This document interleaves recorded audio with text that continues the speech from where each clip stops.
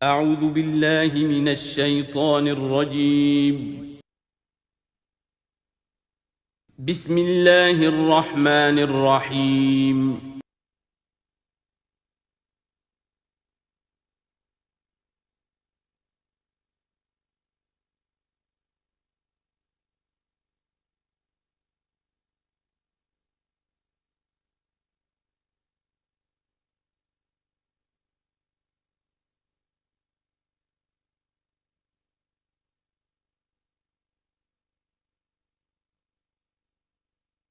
اعوذ باللہ من الشیطان الرجیم بسم اللہ الرحمن الرحیم الم تر ان اللہ یسبح له من فی السماوات والارض والطیر صافات کل قد علم صلاته وتسبیحہ واللہ علیم بما یفعلون صدق اللہ العظیم رب اشرح لی صدری ویسر لی امری واحلل عقدۃ من لسانی یفقہوا قولی۔ سورہ نور کا 5واں رکوع جو ہم پڑھ چکے ہیں اس کے بارے میں یہ بات نوٹ کر لیجئے کہ جس طرح سورہ بقرہ کے پہلے 2 رکوعوں میں 3 قسم کے انسانوں کی تفصیل بیان ہوئی، وہاں وہ بنیادی طور پر ایک دعوت اور تحریک کے رد عمل میں جو لوگ مختلف شکلیں صورت اختیار کرتے ہیں، جو رد عمل مختلف شکلیں اختیار کرتا ہے، اس کے اعتبار سے ایک وہ جو مومنین صادقین ہیں، وہ ہر 6 بعد بعد جب اس دعوت کو قبول کرتے ہیں تو اس کیفیت کے ساتھ کہ اب جو ہو سو ہو۔ ایک وہ لوگ ہیں کہ جو کسی ضد کی وجہ سے، تعصب کی وجہ سے، ہردرمی کی وجہ سے، کسی تکبر کی وجہ سے، حسد کی وجہ سے اس کے انکار پر کمر کس لیتے ہیں، اور وہ لوگ جو ہیں کسی صورت بھی ماننے والے نہیں ہوتے۔ ایک بین کچھ مانتے ہیں کچھ نہیں مانتے، کچھ چلتے ہیں پھر ٹھٹک کر کھڑے رہ جاتے ہیں، آسانی ہو تو کوئی 2-4 قدم چل لیے، کوئی مشکل وقت آیا تو پھر اوندھے منہ گر گئے۔ اسی کی ایک تمثیل سورہ حج میں آ چکی ہے، وَمِنَ النَّاسِ مَن يَعْبُدُ اللَّهَ عَلَى حَرْفٍ فَإِنْ أَصَابَهُ خَيْرٌ اطْمَأَنَّ بِهِ وَإِنْ أَصَابَتْهُ فِتْنَةٌ انقلب عَلَى وَجْهِهِ خَسِرَ الدُّنْيَا وَالْآخِرَةَ۔ اسی طرح یہاں اس رکوع میں بھی 3 قسم کے انسانوں کا تذکرہ ہے، لیکن یہ ایک مختلف اعتبار سے ہے۔ ایک وہ لوگ ہیں کہ جن کے دلوں میں حقیقی ایمان پیدا ہوا، ان کی فطرتیں بھی نیک تھیں، صالح تھیں، سلیم تھیں، اور پھر وہ وہی آسمانی سے بھی صحیح طور پر مستفیض ہوئے، ان کا باطن جگمگا اٹھا اور ان کے دلوں میں نیکی حقیقی معنی میں پیدا ہو گئی، اور اس کے لیے جو ایک نقشہ ہے ان کے سیرت و کردار کا وہ بھی کھینچ دیا گیا۔ ایک وہ لوگ ہیں کہ جن کے اندر سرے سے دنیا پرستی اور دنیا ہی کی شہوات اور خواہشات اور لذات، اس کے سوا کسی شے کا کوئی گزر ہی نہیں، وہ بالکل اس کے برعکس ہے۔ پہلے نور علی نور اور دوسرے ظلمات بعضها فوق بعض۔ کوئی جھوٹ موٹ کی نیکی بھی نہیں، کوئی ملمے کی نیکی بھی نہیں، ان کا مال ہے تو صرف اپنی ہی عیاشیوں کے لیے ہی، اپنے ہی جو بھی ان کے تعیش ہے اسی میں خرچ ہو رہا ہے۔ لہذا یہ وہ لوگ ہیں کہ وہ ایمان سے بھی محروم اور کسی جھوٹ موٹ کی نیکی سے بھی ان کے ہاں کسی نور کا سرے سے گزر ہی نہیں، ظلمات بعضها فوق بعض۔ اور اس کے لیے تمثیل دی گئی ہے کہ گہرے سمندر کے اندر جو اندھیرا ہوتا ہے، ایبسلیوٹ ڈارکنس، کہ رات بھی ہے، اوپر بادل بھی ہے، اور جو ہے موج پر موج چڑھی ہوئی ہے، تو ایبسلیوٹ ڈارکنس۔ ایک فرینچ امیر البحر تھا جو اسی آیت کو پڑھ کر ایمان لے آیا تھا، اس کی ساری عمر گزری تھی سمندروں کے اندر، اور وہ جانتا تھا کس قسم کی ڈارکنس ہوتی ہے وہاں۔ اس نے کہا کہ پتہ کیا کہ کیا محمد نے صلی اللہ علیہ وسلم کبھی بحری سفر کیے تھے؟ جب اسے معلوم ہوا کہ انہوں نے کبھی بحری سفر کیا ہی نہیں، تو اس نے کہا کہ پھر یہ ثابت ہو گیا کہ یہ اللہ کا کلام ہے، ورنہ یہ تشبیہ جو ہے کوئی شخص اس کو وہ تو دے سکتا ہے کہ جس نے بحری سمندر کیے ہوں اور جس سے اندازہ ہو، اور وہ سمندر کے اندر کبھی اس نے غوطے بھی لگائے ہوں، اور وہ ایبسولیوٹ ڈارکنس کا کانسیپٹ۔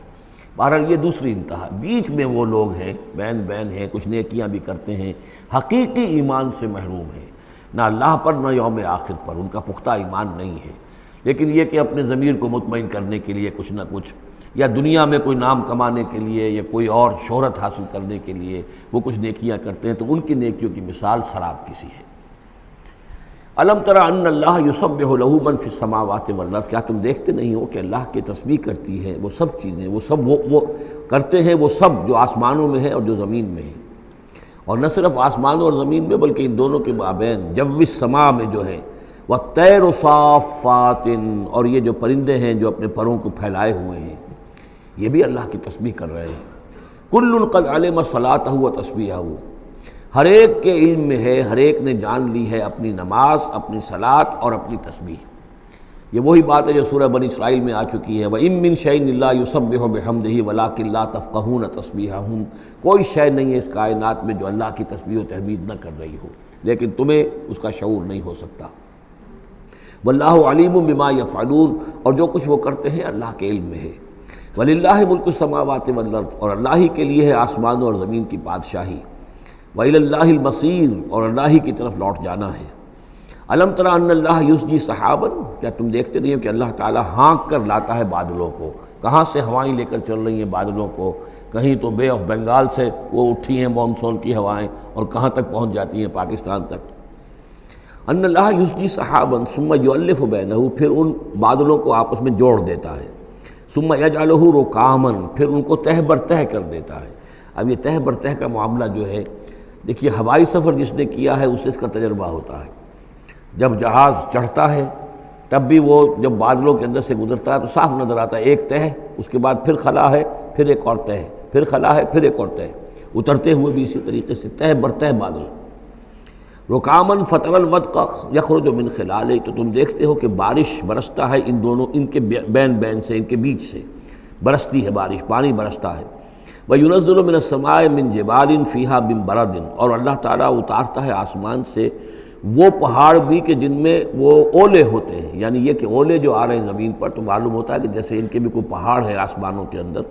فَيُصِيبُ بِهِ مَن يَشَاءُ، تو اللہ تعالیٰ یہ اولے برسا دیتا ہے جس پر چاہتا ہے، یعنی جس کی کھیتی برباد اللہ کو کرنی ہوتی ہے کسی سبب سے، اس کی کھیتی کے اوپر یہ اولے جا کے برس جاتے ہیں۔ وَيَصْرِفُهُ عَن مَّن يَشَاءُ،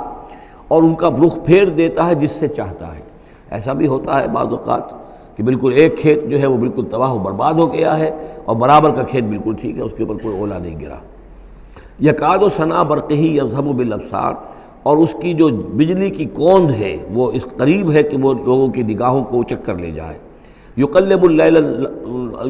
اللہ اللیل والنہار، اللہ تعالیٰ عدلتا بدلتا رہتا ہے دن اور رات کو۔ ان فی ذلک لعبرۃ لاولی الابصار، یقیناً اس میں دھیان کرنے کا اور سبق سیکھنے کا اور عبرت حاصل کرنے کا مواد ہے ہوش مندوں کے لیے، آنکھ والوں کے لیے، دیکھنے والوں کے لیے۔ واللہ خلق کل دابۃ من ماء، اور اللہ نے بنائی ہے ہر جاندار چیز اس زمین کے اوپر پانی سے۔ فمنہم من یمشی علی بطنہ، اب ان جانداروں میں سے جو زمین میں اللہ نے بنائے ہیں وہ بھی ہے کہ جو اپنے پیٹ کے بل پر چلتے ہیں، یہ ریپٹائلز جن کو ہم کہتے ہیں، ریپٹائلز ہیں جو اپنے پیٹ کے بل پر چل رہے ہیں۔ منہم من یمشی علی رجلین،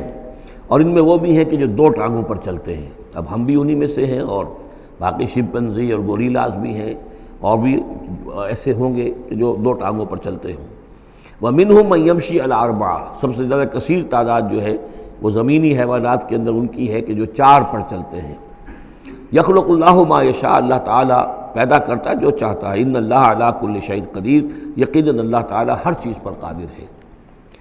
اب کافی عرصے کے بعد منافقین کا تذکرہ قرآن مجید میں ہو رہا ہے، چونکہ یہ ہم نے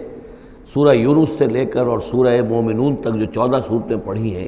ان میں تو سارا معاملہ تھا مشرکین عرب سے، کفار سے، مشرکین سے، ساری بحث ان سے تھی۔ کہیں کہیں گفتگو کا رخ جو ہے وہ اہل کتاب کی طرف ہوئے سخن، بغیر انہیں باضابطہ خطاب کیے ہوئے، اور یا پھر تیسرا خطاب حضور سے ہے ذاتی، اور حضور کی وساطت سے اہل ایمان کے ساتھ، اور ابھی وہاں نفاق کا کوئی اس قسم کا موجود نہیں تھا معاملہ کہ منافقین کے ساتھ کوئی رد و قدا ہوتی۔ لیکن یہ تو چونکہ سورہ نازل ہو رہی ہے سن 6 ہجری میں، یہ گویا کہ یوں سمجھیے کہ عین مدنی جو دور ہے اس کا عین وسط ہے، بالکل سن 11 میں حضور کا انتقال ہوا ہے، تو سن 6 یوں سمجھیے کہ ان دونوں کے بالکل وسط کے اندر ہے، یہ بالکل درمیانی دور ہے مدنی دور کا۔ یہاں پر اب تذکرہ ہو رہا ہے منافقین کا۔ لقد انزلنا آیات مبینات، ہم نے نازل کی ہیں روشن آیات۔ واللہ یہدی من یشاء الی صراط مستقیم، اور اللہ تعالیٰ ہدایت دیتا ہے جس کو چاہتا ہے سیدھے راستے کی طرف۔ وَيَقُولُونَ آمَنَّا بِاللَّهِ، اور کچھ لوگ وہ بھی ہیں جو کہتے ہیں ہم ایمان لائے اللہ پر، وبالرسول، اور اللہ کے رسول پر، وَأَطَعْنَا، اور ہم نے اطاعت قبول کی۔ ثُمَّ يَتَوَلَّىٰ فَرِيقٌ مِّنْهُمْ، پھر ان میں سے ایک جماعت جو ہے پیٹھ موڑ کر جاتی ہے، من بعد ذالک، اس کے بعد، یعنی اب اس کے بعد یہ سب کچھ کہہ کر قول و قرار کر کے اطاعت کا یہاں دم بھر کر جاتے ہیں، لیکن پھر طرز عمل ان کا کچھ اور ہوتا ہے۔ وَمَا أُولَٰئِكَ بِالْمُؤْمِنِينَ، اور یہ لوگ حقیقی مومن نہیں ہیں۔ وَإِذَا دُعُوا إِلَى اللَّهِ وَرَسُولِهِ لِيَحْكُمَ بَيْنَهُمْ، اور جب انہیں پکارا جاتا ہے، بلایا جاتا ہے کہ آؤ اللہ کی طرف اور رسول کی طرف کہ ان کے مابین فیصلے کرے۔ یہ سورہ نساء میں ہم یہ سارے مضامین بڑی تفصیل سے پڑھ چکے ہیں کہ وہ لوگ چاہتے تھے کہ اپنے مقدمات جو ہیں وہ یہودیوں کی عدالت میں لے جائیں، اس لیے کہ حضور کے ہاں انہیں اندیشہ ہوتا تھا کہ یہاں تو بالکل صحیح فیصلہ ہو جائے گا۔ تو اس طرح کا جو ان کا کردار تھا کہ جب انہیں بلایا جاتا ہے اللہ کے اور اس کے رسول کی طرف کہ آؤ کہ وہ فیصلہ کرے تمہارے مابین، اذا فریق منہم معرضون، تو ان میں سے ایک گروہ اور ایک جماعت ایسی ہے جو اعراض کرتی ہے اور کرنی کترا جاتی ہے۔ وَإِن يَكُن لَهُمُ الْحَقُّ يَأْتُوا إِلَيْهِ مُذْعِنِينَ، اور اگر ان کو معلوم ہو کہ حق ہمارے ساتھ ہے، یعنی ہم حق پر ہیں اس مقدمے میں، تو پھر وہ آتے ہیں بڑا یقین کا اظہار کرتے ہوئے، اذعان کے ساتھ اور یقین کے ساتھ اور اپنے ایمان کا اظہار کرتے ہوئے، کیونکہ انہیں یقین ہے کہ ہمارا کیس سچا ہے اور حضور کی عدالت میں ہم جائیں گے تو ہمارے حق میں فیصلہ ہو جائے گا، تو اب کوئی رکاوٹ نہیں۔ یاتوا الیہ مذعنین، خوب یقین کا اعتماد کا اظہار کرتے ہوئے آتے ہیں۔ افی قلوبہم مرض، کیا ان کے دلوں میں روگ ہے؟ ام ارتابوا، یا یہ شکوک میں مبتلا ہو گئے ہیں؟ ام یخافون ان یحیف اللہ علیہم، یا انہیں یہ اندیشہ ہے کہ اللہ تعالیٰ جو ہے ان کے ساتھ ناانصافی کرے گا، ورسولہ، اور اس کے رسول، بل اولئک هم الظالمون، نہیں بلکہ حقیقت میں یہی ظالم ہیں۔ ایمان کی اصل حقیقت سے چونکہ یہ محروم ہے، لہذا ساری غلطی ان کے اپنے کردار میں ہے۔ انما کان قول المؤمنین اذا دعوا الی اللہ ورسولہ لیحکم بینہم، جو حقیقی مومن ہوتے ہیں ان کو تو جب بلایا جاتا ہے اللہ کی طرف اور اس کے رسول کی طرف کہ وہ فیصلہ کرے ان کے مابین، تو ان کا قول تو یہی ہوتا ہے ان یقولوا سمعنا واطعنا، کہ وہ کہتے ہیں کہ ہم نے سنا اور ہم نے مانا، ہم حاضر ہیں، جو بھی فیصلہ محمد رسول اللہ کا ہوگا ہم اسے بصر و چشم تسلیم کریں گے۔ انما کان قول المؤمنین اذا دعوا الی اللہ ورسولہ لیحکم بینہم ان یقولوا سمعنا واطعنا واولئک هم المفلحون، اور یقیناً وہی لوگ ہیں جو پھر فلاح پانے والے ہیں۔ ومن یطع اللہ ورسولہ، اور جو اللہ کی اور اس کے رسول کی اطاعت کرتا ہے، ویخشى اللہ ویتقہ، اور اللہ کا خوف بھی رکھتا ہے اور اس کا تقوی اختیار کرتا ہے، فاولئک هم الفائزون، تو یقیناً وہی لوگ ہیں کہ جو کامیاب ہونے والے ہیں۔ وہ اکثر کہتے ہیں، اللہ تعالیٰ کی قسمیں کھاتے ہیں اپنی امکانی حد تک، لئن امرتہم، اے نبی اگر آپ حکم دیں گے، لَيَخْرُجُنَّ، تو وہ لازماً نکل جائیں گے۔ آپ حکم دے دیے میں ہم حاضر ہیں، ویسے میری یہ مجبوری ہے، یہ میری تکلیف ہے، یہ مسئلہ ہے، ویسے آپ حکم دیں گے اگر، تو میں بالکل حاضر ہوں۔ یہ آپ کو اب بھی معلوم ہوگا کہ ہماری جماعتی زندگیوں کے اندر یہ مسئلہ ہوتا ہے کہ کوئی امیر ہے، اس نے ایک بات کہی ہے، کھل کر اس نے کہہ دیا ہے کہ میں یہ چاہتا ہوں کہ معاملہ اس طرح کیا جائے۔ اب کچھ لوگ کرنے کتراتے ہیں، اچھا جی اگر آپ حکم دیں گے تو میں کروں گا، لیکن یہ کیا بات ہے؟ جب وہ امیر ہے آپ کا اور وہ بات کہہ رہا ہے تو اس کی بات کو آپ حکم کیوں نہیں سمجھ رہے؟ اسی طریقے سے حضور صلی اللہ علیہ وسلم نے جب فرما دیا ہے کہ نکلنا ہے، اب دشمن کے مقابلے کے لیے نکلو، اب آپ چاہتے ہیں پی کال کر کے حضور ایک ایک کی خوشامد کریں کہ آئیے آپ ضرور نکلیے، خدا کے لیے ضرور چلیے، یہ حضور کرنے والے نہیں ہیں۔ وَأَقْسَمُوا بِاللَّهِ جَهْدَ أَيْمَانِهِمْ، اور یہ اللہ کی قسمیں کھا کھا کر کہتے ہیں اپنی امکانی حد تک، لئن امرتہم، اے نبی آپ کا حکم ہوگا تو میں حاضر ہوں، لَيَخْرُجُنَّ، ہم ضرور نکلیں گے۔ قُل لَا تُقْسِمُوا، اے نبی ان سے کہیے تم قسمیں مت کھاؤ، طاعۃ معروفہ، معروف طریقے پر اطاعت اختیار کرو۔ تم نے اعلان کیا ہے کہ تم مجھ پر ایمان لائے ہو، تم نے اعلان کیا ہے کہ تم مجھے اللہ کا رسول سمجھتے ہو، اب جو میں کہہ رہا ہوں اسے قبول کرو، اختیار کرو۔ یہ کیا ہے کہ میں کسی کو ایک ایک کو علیحدہ علیحدہ حکم دوں؟ ان اللہ خبیر بما تعملون، یقیناً جو کچھ تم کر رہے ہو اللہ اس سے باخبر ہے۔ قل اطیعوا اللہ واطیعوا الرسول، اے نبی کہہ دیجئے۔ اب دیکھیے نوٹ کر لیجئے، سورہ نساء میں نے تفصیل سے آپ کو بیان کیا تھا کہ منافقین پر تین ہی چیزیں بھاری تھیں۔ نمبر ایک، حضور کی شخصی اطاعت کرنا، نمبر دو، جہاد اور قتال کے لیے نکلنا، نمبر تین، ہجرت۔ تین ایشوز کے اوپر بڑی تفصیل سے وہاں گفتگو ہو چکی ہے۔ یہاں اطاعت رسول کو جو ہے، جو پہلا مضمون تھا سورہ نساء میں، اسی کو زیادہ موقت کیا جا رہا ہے۔ قل اطیعوا اللہ واطیعوا الرسول، کہیے ان سے اطاعت کرو، اللہ کی اطاعت کرو، اس کے رسول کی صلی اللہ علیہ وسلم۔ فإن تولوا، پھر اگر یہ پیٹھ موڑ لیں، اگر تم منہ پھیرو گے، اگر منہ موڑ لو گے، فإنما علیہ ما حمل، تو سن لو ہمارے نبی پر ذمہ داری ہے اس کام کی جو ہم نے ان پر ڈالا ہے۔ وعلیکم ما حملتم، اور تم سے باز پرس ہوگی اس کی جو تمہارے اوپر ڈالا گیا ہے۔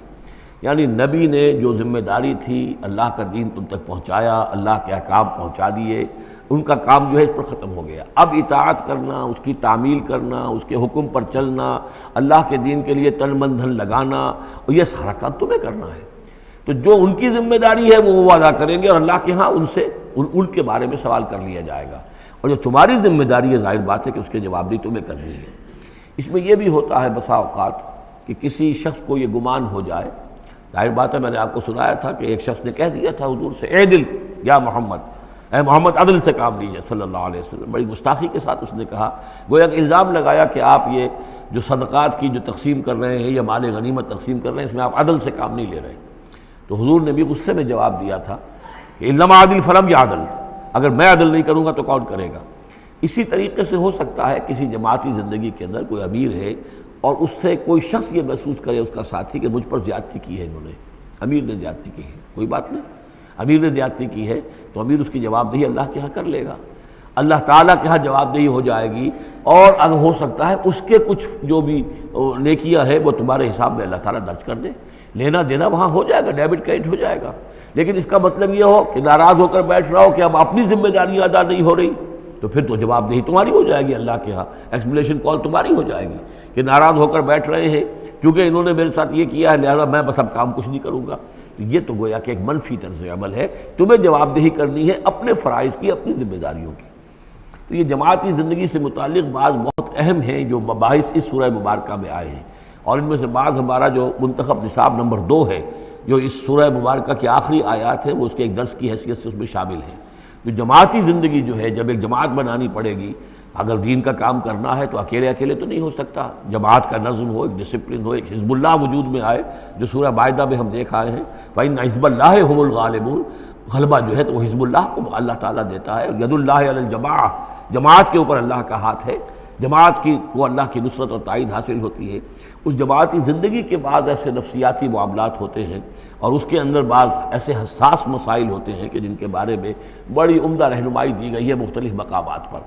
ان پر ہم نے پھر مرتب کیا ہے منتخب نصاب، مطالعہ قرآن حکیم کا منتخب نصاب نمبر 2۔ قل اطیعوا اللہ واطیعوا الرسول،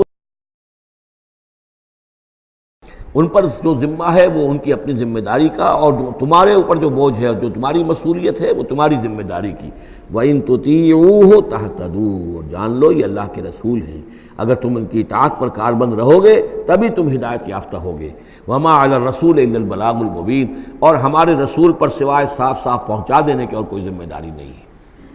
اب جو آیت آ رہی ہے یہ بھی طویل آیات میں سے اور عظیم ترین آیات میں سے آیت استخلاف، یہ خلافت کا جو اللہ تعالیٰ نے وعدہ کیا ہے اس امت سے۔ وعد اللہ الذین آمنوا منکم وعملوا الصالحات،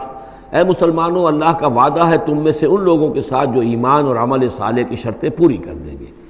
یہ نام کے مسلمان، نسلی مسلمان جو اللہ کے حکم پر چلتے بھی نہ ہوں، اللہ کے احکام کے مطابق عمل نہ کرتے ہوں، دین کے لیے تن من دھن لگانے کو تیار نہ ہوں، ان سے یہ وعدہ نہیں ہے۔ وعدہ ہے حقیقی اہل ایمان جو ایمان حقیقی کی شرط پوری کرے اور ایمان کے جو عملی تقاضے ہیں ان کو بھی بجا لائیں۔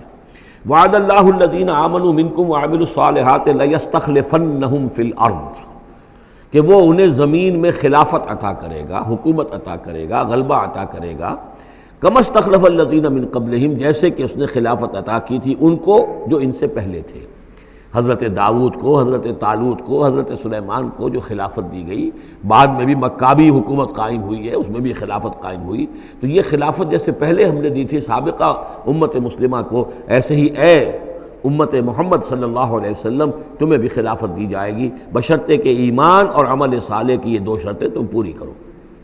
اب یہ خلافت جو ہے اس کو 3 انداز میں یہاں بیان کیا گیا ہے۔ لَيَسْتَخْلِفَنَّهُمْ فِي الْأَرْضِ، انہیں لازماً خلافت دے گا زمین میں، حکومت دے گا، کما استخلف الذین من قبلہم، جیسے کہ خلافت دی تھی اور حکومت دی تھی ان کو کہ جو ان سے پہلے تھے۔ وَلَا يُمَكِّنَنَّ لَهُمْ دِينَهُمُ الَّذِي ارْتَضَىٰ لَهُمْ، اور ان کے اس دین کو زمین میں غلبہ عطا کرے گا، قوت عطا کرے گا، تمکن عطا کرے گا جو اللہ نے ان کے لیے پسند کر لیا ہے۔ ظاہر بات ہے مسلمانوں کی خلافت ہے تو اس کے معنی کیا ہے؟ اللہ کے دین کا غلبہ ہے، وہ تو بات تو ایک ہی ہے، اللہ کا دین غالب، اس کے کیا معنی ہے؟ مسلمانوں کی خلافت۔ تو چیز ایک ہی ہے لیکن یہاں 3 الفاظ لا کر اس کی اہمیت کو نمایاں کیا جا رہا ہے 3 اعتبارات سے۔ وَلَا يُمَكِّنَنَّ لَهُمْ دِينَهُمُ الَّذِي ارْتَضَىٰ لَهُمْ، اب یہاں دیکھیے وہی لام مفتوح شروع میں فعل مضارع سے، اور اس کے بعد یہ نون مشدد، یہ سارے وعدے نہایت تاکیدی وعدے ہیں۔ لَيَسْتَخْلِفَنَّهُمْ فِي الْأَرْضِ كَمَا اسْتَخْلَفَ الَّذِينَ مِنْ قَبْلِهِمْ وَلَيُمَكِّنَنَّ لَهُمْ دِينَهُمُ الَّذِي ارْتَضَىٰ لَهُمْ، واللہ نے دین کون سا ہے جو پسند کر لیا ہے؟ الْيَوْمَ أَكْمَلْتُ لَكُمْ دِينَكُمْ وَأَتْمَمْتُ عَلَيْكُمْ نِعْمَتِي وَرَضِيتُ لَكُمُ الْإِسْلَامَ دِينًا، یہ آیت ہم پڑھ چکے ہیں سورہ مائدہ میں۔ اور تیسری بات وَلَيُبَدِّلَنَّهُم مِّن بَعْدِ خَوْفِهِمْ أَمْنًا، اللہ تعالیٰ ان کے خوف کی کیفیت جو ہے اس کو بدل دے گا امن کی کیفیت سے۔ ظاہر بات ہے جب تک کہ مسلمان کمزور تھے ان کے لیے خوف تھا، ابھی ادھر سے حملے کا اندیشہ ہے، ابھی ادھر سے حملے کا اندیشہ ہے، اب فلاں قبیلے کی طرف سے خبر آئی ہے کہ وہ فوجی تیاری کر رہا ہے، فوج کشی کرے گا۔ وہ خوف کی ایک کیفیت تھی جو ہر وقت طاری رہی ہے۔ ایمرجنسی کی کیفیت جو ہے مدینہ منورہ میں، یوں سمجھیے کہ پورے 5 برس ایمرجنسی رہی ہے، ہر وقت ہر آن اندیشہ ہوتا تھا، خبریں آ رہی ہیں اب ادھر سے کوئی قبیلہ حملہ کرنے والا ہے، اب یہ مکے میں کوئی ان کی ملاقاتیں ہوئی ہیں، کوئی سازش ہوئی ہے، ابھی کوئی خط چلا گیا ابو عامر راہب کا کوئی مشن ہے، یہ ساری خبریں آتی تھیں۔ لیکن یہ کہ اب اس کے بعد وہ وقت آ جائے گا کہ ان کا جو خوف کی کیفیت ہے بدل جائے گی امن سے۔ یعبدوننی لا یشرکون بی شیئا، میں یہاں اس کو سمجھتا ہوں مستقبل سے متعلق، جب ایسا ہو جائے گا تو پھر وہ میری بندگی کریں گے کہ اس میں کسی شے کی شرک جو ہے گوارا نہیں کریں گے۔ جب تک اللہ کی حکومت نہیں ہے تو ظاہر بات ہے کچھ نہ کچھ شرک تو ہو ہی رہا ہے۔ اب ہم یہاں رہ رہے ہیں، پاکستان میں رہ رہے ہیں، اللہ کا دین تو قائم نہیں ہے، قانون کس کا ہے؟ اللہ کا تو نہیں ہے۔ تو گویا کہ ہم قومی اعتبار سے، اجتماعی اعتبار سے کفر اور شرک میں زندگی بسر کر رہے ہیں۔ ہاں ہمارا اپنا کوئی عقیدہ فرض کیجئے ہے بھی ٹھیک، بالکل مشرکانہ اوہام سے ہم نے اپنے آپ کو پاک کر لیا ہے، اور توحید فی العقیدہ ہماری بالکل صحیح ہے، لیکن سوال یہ کہ ہم اس ملک کے شہری ہیں، اس ملک کا دستور ہے، اس ملک کے اندر جو ہے اللہ کی حکومت اور اللہ کے قانون کی بالادستی نہیں ہے، تو اس کے کیا معنی؟ ہم بھی اس کے شہری ہونے کی حیثیت سے اس میں ملوث ہیں۔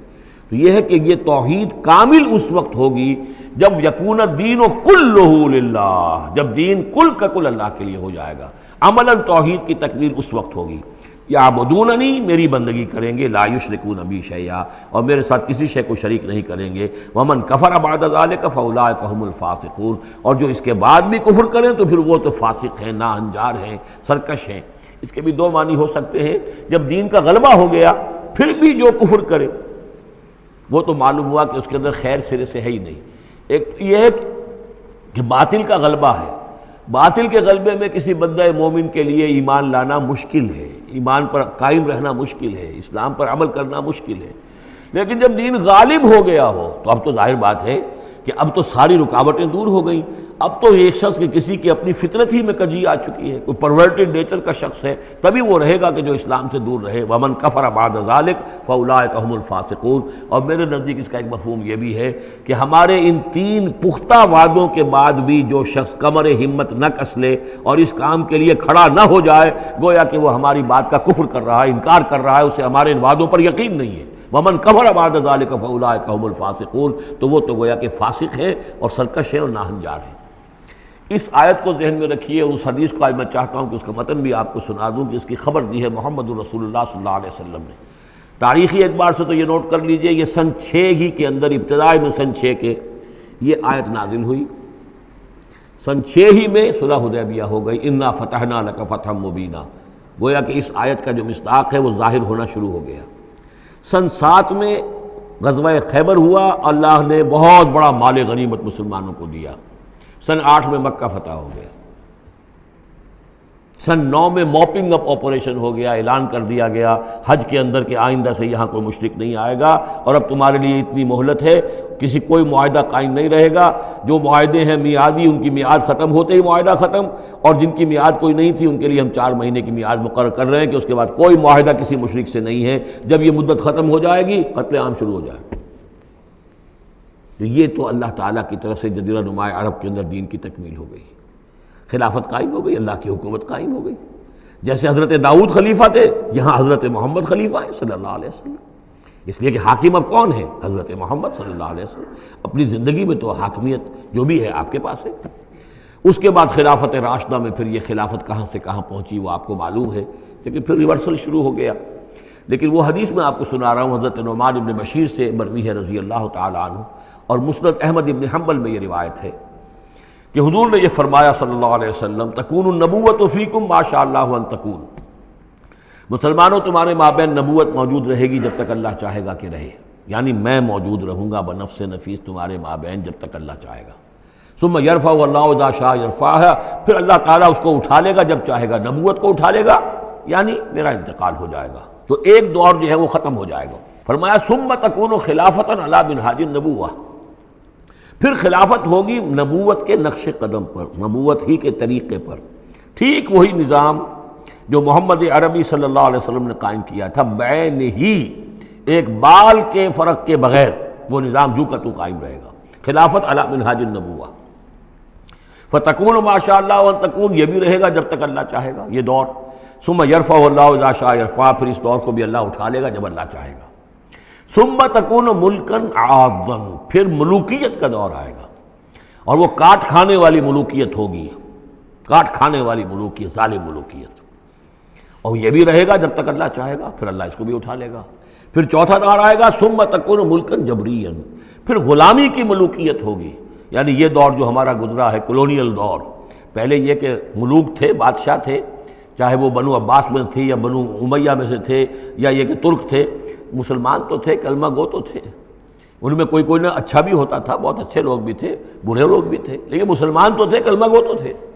لیکن چوتھا دور آیا کہ کہیں ہم انگریزوں کے غلام ہو گئے، کہیں ہم ولندیزیوں کے غلام ہو گئے، کہیں ہم فرانسیسیوں کے غلام ہو گئے، کولونیل پاورز۔ تو ہماری تو ملکہ معظمہ جو ہے ملکہ وکٹوریہ تھی، 1857 سے تو ہم ان کی رعایا بن گئے تھے، اس سے پہلے تو جو بھی تھی بہرحال ایسٹ انڈیا کمپنی جو تھی، لیکن یہ کہ بعد میں تو ہم براہ راست تاج برطانیہ کے غلام تھے۔ یہ چوتھا دور ہے جو تقریباً یوں سمجھیے کہ ابھی نصف میں پہنچا ہے، اس اعتبار سے کہ اگرچہ براہ راست وہ جو حکومتوں کا جو ہے جو یہاں پر تھا، جو بساط بچھی ہوئی تھی وہ لپیٹ دی گئی ہے، لیکن ابھی مالیاتی اعتبار سے ریموٹ کنٹرول سے وہی قوتیں ہیں کہ جو آج بھی کنٹرول کر رہی ہیں ہمیں، یہ ریموٹ کنٹرول ہے۔ ابھی یہ چوتھا دور ختم نہیں ہوا ہے، پہلے یہ براہ راست آکوپیشن اور اپنی حکومتیں اپنی فوجیں لا کر، اب یہ ہے کہ اس کے بغیر بائی پراکسی، چاہے ہمارے ہی آدمی بیٹھے ہوئے ہیں، لیکن اصل میں سارا جو ہے یہ مالیاتی جو ہے استعمار ہے، ایک نیا عالمی استعمار ہے۔ لیکن یہ استعمار جو ہے اس طرح کا کولونیل رول نہیں ہے کہ انگریز موجود ہیں، ان کی فوج موجود ہے، یا فرانسیسی فوج موجود ہے، یا اطالوی فوج موجود ہے، بلکہ یہ تو IMF اور ورلڈ بینک کا نظام ہے اس کے تحت، اور ملٹی نیشنل کمپنیوں کی۔ لیکن جو چوتھی جو خوشخبری کی بات ہے وہ یہ ہے کہ حضور نے فرمایا بالآخر یہ چوتھا دور بھی ختم ہو جائے گا، اور خوشخبری یہ ہے کہ ثم تکون خلافۃ علی منہاج النبوہ، پھر دور آئے گا خلافت علی منہاج النبوہ کا۔ ثم سکت رسول اللہ صلی اللہ، اس کے بعد حضور خاموش رہے، اس لیے کہ اس کے بعد پھر دنیا کے خاتمے کا معاملہ ہے۔ وہ خاتمے کے بارے میں عرض کر چکا ہوں، ایک طویل عرصے تک تو پوری دنیا میں وہ خلافت علی منہاج النبوہ رہے گی، گلوبل، اس لیے کہ حضور نے یہ بتا دیا ہے کہ اب جب یہ خلافت علی منہاج النبوت کا نظام آئے گا تو کل روئے ارضی پر ہوگا۔ مسلم شریف میں روایت ہے، یہ حضرت ثوبان حضور کے ایک آزاد شدہ غلام تھے، جیسے کہ حضرت زید ابن حارثہ بھی حضور کے غلام تھے، آپ نے آزاد کر دیا تھا، اسی طرح حضرت ثوبان بھی ہے، مولا ان ثوبان مولا رسول اللہ صلی اللہ علیہ وسلم۔ اس میں روایت کیا ہے، حضور نے فرمایا ان اللہ زوالی الارض، اللہ نے میرے لیے ساری زمین کو لپیٹ دیا یا سکیڑ دیا، فرائے تو مشارقہا و مغاربہا، تو میں نے سارے مشرق دیکھ لیے زمین کے، سارے مغرب دیکھ لیے، وَإِنَّ أُمَّتِي سَيَبْلُغُ مُلْكُهَا مَا زُوِّيَ لِي مِنْهَا، اور میری امت کی حکومت ان تمام علاقوں پر قائم ہو کر رہے گی جو اس طرح زمین کو سکیڑ کر یا لپیٹ کر مجھے دکھا دیے گئے۔ اور یہ روایت صحیح مسلم کی ہے۔ اسی طرح کی ایک اور حدیث ہے حضرت مقداد بن الاسود سے رضی اللہ تعالی عنہ کہ اس روئے ارضی پر کوئی گھر اور کوئی خیمہ نہیں بچے گا، یعنی سیٹلڈ جو علاقے ہیں جہاں گھر ہیں، شہر ہیں، گھر بنے ہوئے ہیں، مکان بنے ہوئے ہیں، یا نومیڈک ٹرائبز جہاں بھی ہیں کہ وہ اپنے خیمے لے کے ادھر سے ادھر جاتے رہتے ہیں، نہ کوئی گھر بچے گا، نہ خیمہ جس میں اللہ کا دین داخل نہ ہو جائے۔ بعز عزیز اور ذل ذلیل، یا تو یہ کہ گھر اور خیمے والا اسلام قبول کرے گا، اسلام اس کے گھر میں داخل ہوگا، اس کا بھی اعزاز ہوگا، اور یا وہ گھر والا اسلام قبول نہیں کرے گا لیکن اسلام کی بالادستی جو ہے تسلیم کرنی پڑے گی۔ یؤتوا الجزیۃ عن ید وہم صاغرون، یہ جو ہم پڑھ آئے ہیں سورہ توبہ کے اندر، تو گویا کہ اس کے گھر میں بھی اسلام تو آ گیا لیکن وہ بدبخت جو ہے اسلام کی نعمت سے اور اس کے اعزاز سے محروم رہا۔ یہ ہے وہ خبر کہ جو ہے صحیح احادیث ہیں، اور یہ منطقی طور پر بھی سمجھ لیجئے کہ قرآن مجید میں یہ بات واضح کر دی گئی کہ حضور کو بھیجا گیا غلبہ دین کے لیے، 3 دفعہ فرمایا۔ سورہ توبہ میں ہم پڑھ چکے ہیں، 2 مرتبہ آگے اور آنا ہے، هو الذی ارسل رسولہ بالہدی ودین الحق لیظہرہ علی الدین کلہ، اور 5 مرتبہ فرمایا کہ حضور کو بھیجا گیا پوری نوع انسانی کے لیے۔ اس کی سب سے نمایاں اور سب سے جو لوگوں کے اندر عام طور پر معروف آیت ہے وہ یہ ہے وما ارسلناک الا کافۃ للناس بشیرا ونذیرا۔ ویسے ہم پڑھ آئے سورہ انبیاء میں وما ارسلناک الا رحمۃ للعالمین، اس کا بھی مفہوم یہی ہے، تمام جہان والوں کے لیے ہم نے بھیجا ہے آپ کو رحمت بنا کر، اور ہم نے نہیں بھیجا ہے محمد آپ کو مگر پوری دنیا کے لیے، پوری نوع انسانی کے لیے بشیر اور نذیر بنا کر۔ ان دونوں کو جوڑیں تو اس کا منطقی نتیجہ بھی یہ ہے کہ حضور کی بعثت کا مقصد مکمل ہوگا ہی اس وقت جبکہ کل عالم انسانیت پر دین حق غالب ہو جائے، اور یہ ہو کر رہنا ہے۔ ومن کفر بعد ذلک فاولئک هم الفاسقون واقیموا الصلاۃ وآتوا الزکاۃ، اور نماز قائم کرو اور زکوٰۃ ادا کرو، واطیعوا الرسول لعلکم ترحمون، رسول کی اطاعت کرو تاکہ تم پر رحم کیا جائے۔ چونکہ روح سخن منافقین کی طرف ہے، اور میں نے آپ کو بتایا تھا ان پر جو شاخ گزر رہی تھی وہ در حقیقت رسول کی اطاعت تھی۔ بار بار کہتے تھے یہ اپنے جی سے بات کہہ دیتے ہیں، آیت تو ابھی اتری نہیں، ابھی کوئی آیت تو آئی نہیں، قرآن میں تو ابھی یہ حکم آیا نہیں۔ یہ معاملہ جو ہے ان کو اوپر شاخ گزر رہا تھا حضور کی اطاعت۔ وَأَقِیمُوا الصَّلَاةَ وَآتُوا الزَّکَاةَ، اور نماز قائم کرو اور زکوٰۃ ادا کرو، وَأَطِیعُوا الرَّسُولَ لَعَلَّکُمْ تُرْحَمُونَ، اور اللہ رسول کی اطاعت کرو تاکہ تم پر رحم کیا جائے۔ لَا تَحْسَبَنَّ الَّذِينَ كَفَرُوا مُعْجِزِينَ فِي الْأَرْضِ، یہ کافر یہ نہ سمجھیں کہ وہ اللہ کو تھکا دیں گے یا ہرا دیں گے اس زمین میں۔ وَمَأْوَاهُمُ النَّارُ، ان کا ٹھکانہ آگ ہے، وَلَبِئْسَ الْمَصِيرُ، اور بہت برا ٹھکانہ ہے۔ یا ایھا الذین آمنوا لیستأذنکم الذین ملکت ایمانکم، اب وہی جو سماجی احکام کچھ دیے گئے تھے کہ اذن لیے بغیر تم داخل نہ ہو گھر میں، اور اس طرح کے آداب جو ہیں معاشرتی ان کے ضمن میں مزید احکام آ رہے ہیں۔ یہ سورہ مبارکہ کی ترتیب یہ ہے، یوں سمجھیے کہ جیسے کوئی انگوٹھی ہو اور بڑا سا ہیرا جو ہے لگا ہوا ہے، دونوں طرف جو ہے وہ اس کا پتلے سائڈ سے، یہ ہار ہے، اور اس کے نیچے جو ہے درمیان میں کوئی بڑا ہیرا ہے، دوسری طرف موتی ہیں۔ اس کے بالکل وسط میں 5واں رکوع ہے، یہ اللہ نور السماوات والارض مثل نورہ کمشکاۃ فیہا مصباح،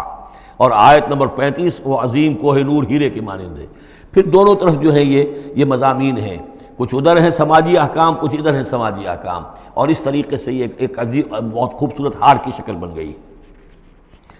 لیستأذنکم الذین ملکت ایمانکم، چاہیے کہ جو تمہارے غلام ہیں اور باندیاں ہیں وہ بھی اجازت لے کے اندر داخل ہوا کریں۔ والذین لم یبلغوا الحلم، اور وہ لوگ بھی تمہارے کہ جو کہ ابھی وہ بالغ نہیں ہوئے ہیں وہ بچے بھی، منکم 3 مرات، 3 اوقات دن رات کے ایسے ہیں کہ جن میں خاص طور پر جو پرائیویسی کا اہتمام ہونا چاہیے، اور اس میں یہ کہ کوئی بھی اجازت لیے بغیر بچے بھی نہ جائیں۔ من قبل صلاۃ الفجر، ایک تو فجر کی نماز سے قبل، وحین تضعون ثیابکم من الظہیرۃ، اور جو تم ظہر کے وقت، ظہیرہ جس کو کہتے ہیں، اپنے کپڑے ذرا اتار کے سستاتے ہو، قیلولہ کرتے ہو، ہلکے کپڑوں کے اندر انسان لیٹتا ہے۔ ومن بعد صلاۃ العشاء، اور نماز عشاء کے بعد۔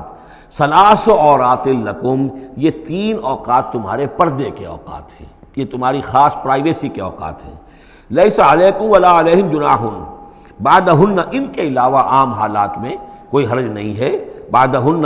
کہ وہ یعنی وہی تمہارے ملازم ہیں، تمہارے غلام ہیں یا باندیاں ہیں، یا اسی طریقے سے تمہارے بچے ہیں، طوافون علیکم بعضکم علی بعض، وہ آئیں جائیں گھروں کے اندر، ظاہر بات ہے کہ اس کمرے میں آئے ہیں اس میں گئے ہیں، اس میں کوئی حرج نہیں ہے کہ وہ آئیں جائیں اور پھریں۔ کذالک یبین اللہ لکم الآیات، اسی طرح اللہ تعالیٰ تمہارے لیے اپنی آیات واضح کر رہا ہے، واللہ علیم الحکیم، اور اللہ تعالیٰ علیم اور حکیم ہے۔ وَإِذَا بَلَغَ الْأَطْفَالُ مِنْكُمُ الْحُلُمَ، اور جب تمہارے بچے جو ہیں، جو لڑکے ہیں، وہ بھی بالغ ہو جائیں، انہیں سب سمجھ آ جائے، جو بھی معاملات ہیں دونوں شوق کے، فَلْيَسْتَأْذِنُوا كَمَا اسْتَأْذَنَ الَّذِينَ مِنْ قَبْلِهِمْ، تو پھر وہ بھی اذن لے کر اسی طرح داخل ہوا کریں جیسے کہ پہلا حکم آیا تھا کہ اذن لیے بغیر گھر میں داخل نہ ہو۔ کذالک یبین اللہ لکم آیاتہ، اس طرح اللہ تعالیٰ تمہارے لیے اپنی آیات کو واضح کر رہا ہے، واللہ علیم الحکیم، اللہ علیم اور حکیم ہے۔ والقواعد من النساء اللاتی لا یرجون نکاحا، اور وہ عورتیں تمہارے میں سے، تمہاری خواتین میں سے کہ جو اب بیٹھ رہی ہوں، یعنی لا یرجون نکاحا، اب وہ نکاح کی امیدوار نہ ہوں، ایک خاص عمر سے گزر چکی ہیں، اب کوئی نکاح وغیرہ کرنے کا سوال نہیں ہے، بیوہ ہیں یا کچھ اور جو بھی معاملہ ہے، لیکن یہ کہ بہرحال اب معمر ہو چکی ہیں، فلیس علیہن جناح ان یضعن ثیابہن، تو ان کے اوپر کوئی حرج نہیں ہے کہ وہ جو اپنے اضافی کپڑے ہیں وہ اتار دیا کریں، یعنی بڑی چادر لے کر ہی نکلنا ان کے لیے وہ لازم نہیں ہوگا، یا اگر اپنے گھروں کے اندر بیٹھ کر وہ جو اوڑھنیاں ہیں ان کو مکل مارنے کی جو ان کی پابندی دوسری خواتین پر ہے اس میں ان کے لیے در بھی ہو سکتی ہے، اس لیے کہ اب وہ اس عمر سے گزر چکی ہیں۔ والقواعد من النساء اللاتي لا يرجون نکاحا فليس عليهن جناح ان يضعن ثيابهن غیر متبرجات بزینہ، لیکن ان کی نیت یہ نہ ہو کہ وہ اپنی زینت کو وہ ظاہر کریں اور لوگوں کی نگاہوں میں لائیں، نیت کا معاملہ جو ہے وہ دوسرا ہے۔ وَأَن يَسْتَعْفِفْنَ خَيْرٌ لَهُنَّ، اور اگر وہ اس معاملے میں احتیاط ہی کریں تو بہتر ہے، اس رعایت سے فائدہ نہ اٹھائیں تو بہتر ہے، اس لیے کہ شیطان جو ہے وہ ہر وقت طاق میں لگا رہتا ہے، نہ معلوم کس وقت کس کے دل میں کیا خیال پیدا کر دے۔ واللہ سمیع علیم، اور اللہ سب کچھ سننے والا اور جاننے والا ہے۔ لیس علی الاعمی حرج، اب چونکہ یہ جو احکام دیے جا رہے تھے تو اس معاشرے کے اندر ایسا بھی تھا کہ کسی خاندان کے ساتھ کچھ لوگ جو ہیں بیچارے، کوئی لنگڑا ہے، کوئی اندھا ہے، اپنے برادری کا ہے، اپنی رشتہ داروں میں سے، وہ بھی گھر میں رہ رہا ہے، وہ اپنی کوئی آزاد جو معاش اور آزاد جو ہے کوئی معاشرتی حیثیت کا اہل نہیں ہے، تو اب ان کے لیے کیا ہوگا؟ کیا یہ ساری پابندیاں جو ہیں اسی طریقے سے ان کے اوپر بھی پوری طریقے سے عائد کی جائیں گی؟ تو ان کے ضمن میں کہا جا رہا ہے کہ وہ اگر تمہارے گھروں میں رہیں تو کوئی حرج نہیں ہے۔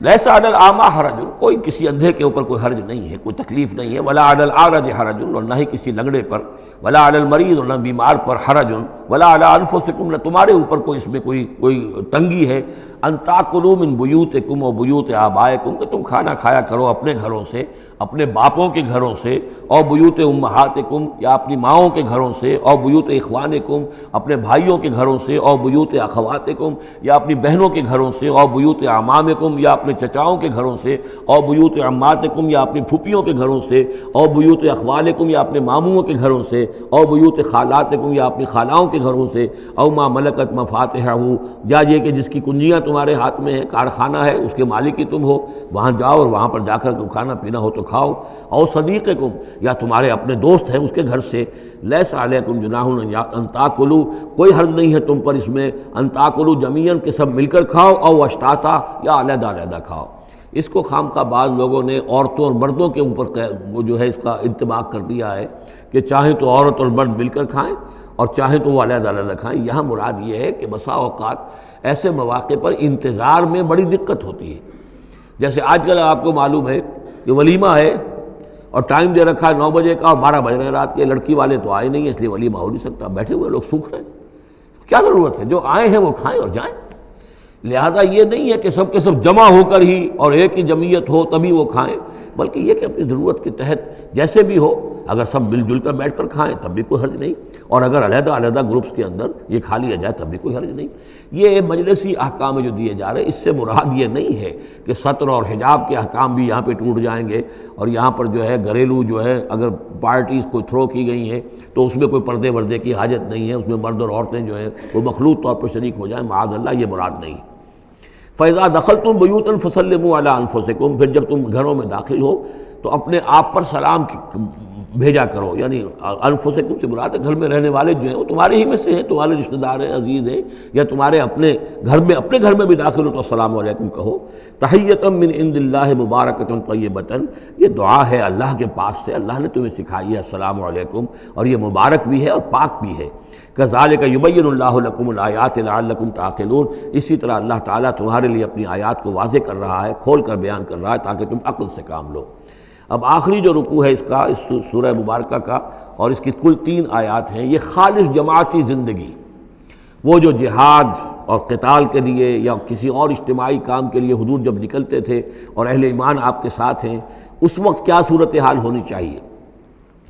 انما المؤمنون الذین آمنوا باللہ ورسولہ، مومن تو صرف وہی ہیں جو ایمان لائے اللہ پر، اس کے رسول پر، وَإِذَا كَانَ مَعَهُ عَلَىٰ أَمْرٍ جَامِعٍ، اور جب وہ ہوتے ہیں ان کے ساتھ یعنی رسول کے ساتھ کسی اجتماعی کام کے ضمن میں، لم یذهبوا حتیٰ یستاذنوہ، تو وہاں سے جاتے نہیں ہیں جب تک کہ اجازت نہ لے لیں۔ اب آپ نکلے ہیں کسی کام کے لیے، ایک نفری ہے آپ کے ساتھ، لیکن یہ کہ کوئی کہیں کھسک جائے کوئی کہیں کھسک جائے تو یہ تو صحیح نہیں ہے۔ وہ تو یہ ہے کہ اب اس اجتماعی نظم کا تقاضا یہ ہے کہ اب جہاں بھی وہاں سے کوئی عذر پیش آ گیا ہے، کوئی ایسی مجبوری ہے، کوئی جانا ہے تو اجازت لے کر جائیں۔ علی امر جامع لم یذهبوا حتی یستاذنوه، جب تک کہ اذن نہ لے لیں۔ ان الذین یستاذنونک اولئک الذین یؤمنون باللہ ورسولہ، یقیناً جو اے نبی جو لوگ آپ سے اجازت لیتے ہیں وہی ہیں کہ جو ایمان رکھتے ہیں اللہ پر، اس کے رسول پر۔ فاذا استاذنوک، پھر جب وہ آپ سے کوئی اجازت مانگے، رخصت مانگے، لبعض شانہم، اپنی کسی عذر کی وجہ سے، فاذن لمن شئت منہم، تو اجازت دے دیجئے جسے آپ چاہیں۔ مطلب یہ ہے کہ جو لیڈر ہے، جو اس وقت سپہ سالار ہے، اسے معلوم ہے سچویشن کیسی ہے، میرے پاس پہلے ہی نفری، میرے پاس کوئی اضافی نفری ہے جس میں سے میں کسی کو ریلیو کر سکتا ہوں، یا پہلے ہی میرے پاس کم نفری ہے، اس میں کسی اور کی کمی جو ہے وہ اور زیادہ خطرناک ہو جائے گی نتائج کے اعتبار سے۔ لہذا یہ نہیں ہے کہ صاحب میں نے اجازت طلب کی ہے تو مجھے اجازت ملنی چاہیے، یہ نہیں، اجازت کیا ہوئی پھر؟ یہ تو وہی ہے جو تھانے داروں کسی ایک معافی مانگتی ہے، اچھا میں نے تو کچھ نہیں کیا لیکن اگر آپ سمجھتے ہیں کہ میں نے کچھ کیا تو میں معافی مانگتا ہوں۔ تو یہ تو در حقیقت الٹی دھونس ہے کہ آپ بڑے کمینے آدمی ہیں، میں نے تو کچھ کیا نہیں تھا پھر بھی آپ سمجھ رہے ہیں کہ میں نے کچھ کیا ہے، تو میں اتنا اونچا ہوں کہ پھر میں معافی مانگتا ہوں۔ تو یہ در حقیقت وہ انداز نہیں، اجازت تو طلب کرنی ہے تو یہ ہے کہ اجازت لے کر اجازت ملے، اور یہ اختیار جو ہے پھر اے نبی آپ کو ہے کہ آپ چاہیں تو اجازت دیں۔ فاذن لمن شئت منہم واستغفر لہم اللہ، اور اس پر بھی ان کے لیے استغفار کیجئے اللہ سے، کیونکہ انہوں نے ظاہر بات ہے اپنے کسی ذاتی کام کو زیادہ اہمیت دی ہے اس اجتماعی کام سے۔ یہ اجتماعی کام نبی کا ذاتی نہیں ہے، یہ دین کا کام ہے، اللہ کے دین کا کام ہے۔ دین کو غالب کرنا فرض منصبی اللہ کی طرف سے ہے ان پر، لہذا اس کے لیے تم ان کے ساتھ نکلے ہو۔ لہذا یہاں پر جو ہے اب اگر تم نے اپنے ذاتی کام کو اس دین کے کام سے اہم تر سمجھا ہے تبھی تو یہاں سے رخصت لے کر جا رہے ہو۔ یہ خود ایک ہلکی بات ہے، گویا کہ تم نے دین کے کام کو کم تر سمجھا ہے اللہ کے کام اپنے کام سے، اور اس کو اہمیت زیادہ دی ہے۔ لہذا استغفار، اے نبی ان کے لیے استغفار کیجئے، واستغفر لہم اللہ، اور ان کے لیے استغفار کیجئے، ان اللہ غفور الرحیم، یقیناً اللہ تعالیٰ غفور الرحیم ہے۔ ایک بات البتہ نوٹ کر لیجئے کہ یہ مضمون جب سورہ توبہ میں آیا ہے تو اس سے اگلا قدم ہے، یہ چونکہ ہے سن 6، وہ ہے سن 9، 3 سال میں فرق کیا واقع ہوا؟ ابھی تو فرمایا گیا ہے کہ جو اجازت لے کر جاتا ہے نبی وہ وہی ہے کہ جو واقعی ایمان رکھتا ہے، لیکن وہاں فرمایا گیا جو ایمان رکھتے ہیں وہ اجازت لیتے ہی نہیں۔ وہ جو موقع تھا وہ تھا نفیر عام کا موقع، وہ موقع تھا نہایت ہی سمجھیے ایمرجنسی کا موقع، اس موقع پر اجازت طلب کرنا ہی در حقیقت اس بات کی علامت تھی کہ یہ منافق ہے، لہذا وہاں روکا گیا۔ آپ نے کیوں اجازت دے دی؟ عفی اللہ عنک لما اذنت لہم، کیوں آپ نے اجازت دے دی؟ آپ کی اجازت آپ نہ دیتے تب بھی انہوں نے جانا نہیں تھا، تو ان کا جو نفاق کا پردہ چاک تو ہو جاتا نا، ان کی حقیقت تو کھل جاتی۔ تو یہ وقت کے حوالے سے ہے، اور اس کو درجہ بندی بھی کہہ سکتے ہیں۔ ایک وہ لوگ ہیں جو اس دین کے کام کے لیے اس درجے ہمتن اپنے آپ کو پیش کر چکے ہیں کہ دنیا کے کسی بھی کام کو اس سے اہم تر نہیں سمجھتے، وہ کیسے اجازت طلب کریں گے؟ اس سے نچلا درجہ ہے کہ وہ لوگ ہیں جو دین کے اس کام میں لگے ہوئے ہیں لیکن کم سے کم نظم کی اتنی پابندی تو کرتے ہیں کہ اگر کہیں انہیں ضرورت پیش آ گئی جانا ہے تو اجازت لے کر جائیں۔ اس سے نیچے وہ لوگ ہیں جو اجازت کے بغیر ہی کھسک گئے تو معلوم ہے ان کا تو سرے سے اس کام سے سرے سے کوئی تعلق ہے ہی نہیں۔ تو درجہ بندی ہے، سیڑھیاں ہیں، اوپر کی سیڑھی کے اعتبار سے درمیانی سیڑھی نیچے ہے، لیکن نیچے والی سیڑھی کے اعتبار سے درمیانی اونچی ہے۔ تو یہ ریلیٹیو معاملہ جو ہے رہے گا کہ ایک وہ لوگ ہیں جو سرے سے اس کا بھی خیال نہیں کرتے کہ اجازت لیں، اجتماع ہے، کوئی اس کی معذرت بھی نہیں کی ہے، نہ بعد میں کی ہے، نہ پہلے کہا ہے کہ میں نہیں آ سکتا، معلوم ہوا کہ انہیں کچھ طرح سے احساس ہی نہیں ہے کہ ہم کسی نظم کے پابند ہیں اور ہماری کوئی ذمہ داری ہے۔ اس سے بہتر کم سے کم وہ لوگ ہیں کہ جو اپنا عذر پیش کر دیتے ہیں، اجازت لے لیتے ہیں۔ لیکن اس سے بھی بہتر اونچا درجہ ہے کہ دنیا کے کسی بھی کام کو دین کے اس کام سے اہم تر مت سمجھو، اللہ تعالیٰ تمہارے کام سنوارے گا، اللہ تعالیٰ تمہاری ذمہ داری قبول کر لے گا، تم اللہ کے کام کے لیے نکلو۔ لا تجعلوا دعاء الرسول بینکم کدعاء بعضکم بعضا، تم یہ رسول کا بلانا اپنے مابین ایسے نہ سمجھ لو جیسے تمہارا آپس میں ایک دوسرے کو بلانا ہوتا ہے۔ بلانا یہ بھی ہے، آپ نے کسی کو دعوت دی، میرے گھر آئیے کھانا کھائیے، رسول نے دعوت دی، کیا یہ برابر ہو جائے گا معاملہ؟ لیکن ایک بلانا یہ ہے کہ رسول پکار رہا ہے تمہیں کہ آؤ اللہ کی راہ میں چلو میرے ساتھ، ایک یہ کہ کوئی عام آدمی آپ کو کہہ رہا بھائی میرا ایک کام ہے، ذرا میرے اس کام کے لیے تھوڑی دیر کے لیے آ جائیے، کچھ مجھے چاہیے، مدد چاہیے۔ تو زمین و آسمان کا فرق ہو گیا۔ اور تیسرے معنی اس کی یہ بھی ہے کہ دعا سے مراد یہ کہ مخاطب ہونے کا انداز، تم جس طرح ایک دوسرے سے بات کر لیا کرتے ہو ایسے رسول کے ساتھ بات نہ کر لیا کرو، ان کے مقام کو، ان کے ادب کو۔ یہ سورہ حجرات میں جا کر تفصیل سے یہ بات آئے گی، لا ترفعوا اصواتکم فوق صوت النبی ولا تجہروا لہ بالقول کجہر بعضکم لبعض ان تحبط اعمالکم۔ تو یہ تینوں مفہوم اس کے ہیں۔ قد یعلم اللہ الذین یتسللون منکم لواذا، اللہ کو خوب معلوم ہے تم میں سے وہ لوگ جو اوٹ لے کر کھسک جاتے ہیں، یعنی کہیں نکلے تو ہیں، درج ہو گیا کہ یہ بھی جانے والوں میں ہے، کہیں دیکھا کہ کوئی دیکھ نہیں رہا کھسک گئے، یا اجتماع ہے بیٹھے ہوئے ہیں وہیں پر اب بات آئی ہے کہ اب ایک مہم درپیش ہے، اب انہیں سمجھ میں آ گیا کہ اب نام مانگے جائیں گے، کون لوگ اس کے لیے اپنے آپ کو والنٹیئر کرتے ہیں، تو اس سے پہلے کہ وہ مرحلہ آئے وہ وہاں سے کھسک جائیں۔ یتسللون منکم، جو سٹک جاتے ہیں، کھسک جاتے ہیں آنکھ بچا کر لواذا۔ فلیحذر الذین یخالفون عن امرہ، تو انہیں ڈرنا چاہیے کہ جو رسول کے معاملے میں، رسول کے بات کی مخالفت کرتے ہیں، ان تصیبہم فتنۃ، کہ ان پر کوئی عذاب اللہ کی طرف سے آ جائے، کوئی پکڑ آ جائے، کوئی بہت بڑی آزمائش آ جائے، اور یصیبہم عذاب علیم، یا ان کے اوپر کوئی بہت بڑا دردناک عذاب آ جائے۔ الا ان للہ ما فی السماوات والارض، آگاہ ہو جاؤ، یقیناً اللہ ہی کے لیے ہے جو بھی کچھ ہے تمام آسمانوں میں اور جو بھی کچھ ہے زمین میں۔ قد یعلم ما انتم علیہ، اللہ خوب جانتا ہے کہ تم کس مقام پر کھڑے ہو، تمہاری حیثیت کیا ہے، حقیقت کیا ہے، ایمان کتنا ہے، کتنے پانی میں ہو، تمہارے اعمال کیسے ہیں، ما انتم علیہ، جس حال میں تم ہو اللہ خوب جانتا ہے۔ وَيَوْمَ يُرْجَعُونَ إِلَيْهِ، اور جس دن کہ وہ لوٹائے جائیں گے اللہ کی طرف، فَيُنَبِّئُهُم بِمَا عَمِلُوا، تو اللہ تعالیٰ ان کو جتلا دے گا جو کچھ کے عمل انہوں نے کیے ہوں گے۔ واللہ بکل شیء علیم، اور اللہ ہر چیز کا علم رکھنے والا ہے۔ یہاں تیسرا گروپ جو ہے مکی اور مدنی صورتوں کا وہ ختم ہو گیا۔ مکی صورتیں 14، مدنی صرف ایک، سورہ نور۔ اب یہ چوتھا گروپ شروع ہو رہا ہے، اور اس میں 8 صورتیں جو ہیں وہ مکی آئیں گی، جن میں سے 4 الف لام میم سے شروع ہوں گی، سورہ عنکبوت اور سورہ روم، سورہ لقمان، سورہ سجدہ، اور 4 جو ہیں یہ مختلف، ایک تو بغیر کسی حروف مقطعات کے ہے، یہ سورۃ الفرقان یہ پہلی ہے، اور پھر 3 جو ہیں ان کے اندر مختلف جو ہیں آئیں گے حروف مقطعات۔ یہاں سے وہ گروپ اب شروع ہو رہے ہیں کہ جن کا مرکزی مضمون توحید ہے، اس لیے کہ اگرچہ ویسے یہ چوتھا گروپ شروع ہو رہا ہے، لیکن چونکہ مکی صورتوں کا تو یہ تیسرا ہی گروپ ہے۔ مکی پہلی صورت، پہلے گروپ کے اندر صرف سورہ فاتحہ ہے، وہ ویسے بھی مکی مدنی کی تقسیم سے بلند تر ہے، تو گویا کہ 2 جو پہلے گروپ آئے، جن میں سے پہلے میں صرف 2 مکی صورتیں تھیں، الانعام، الاعراف، دوسرے میں یہ 14 سورہ یونس سے لے کر مومنون تک، بلکہ ہاں مکی صورتیں۔ اب یہ تیسرا گروپ ہے سورۃ الفرقان سے لے کر اور سورہ سجدہ تک، یہ 8 صورتیں ہیں۔ اس کے بعد مدنی صورت آئے گی سورہ احزاب، اور سورہ احزاب مانوی اعتبار سے جوڑا ہے سورہ نور کا۔ بسم اللہ الرحمن الرحیم، تبارک الذی نزل الفرقان علی عبدہ لیکون للعالمین نذیرا۔ بڑی بابرکت ہے وہ ہستی جس نے کہ الفرقان نازل فرمایا اپنے بندے پر۔ یہ تیسری صورت ہے کہ جس کے مطلع میں پہلی آیت میں حضور کا جو تذکرہ ہے وہ عبد کی نسبت سے ہے۔ سورہ بنی اسرائیل، سبحان الذی اسریٰ بعبدہ لیلا من المسجد الحرام الی المسجد الاقصی۔ سورہ کہف،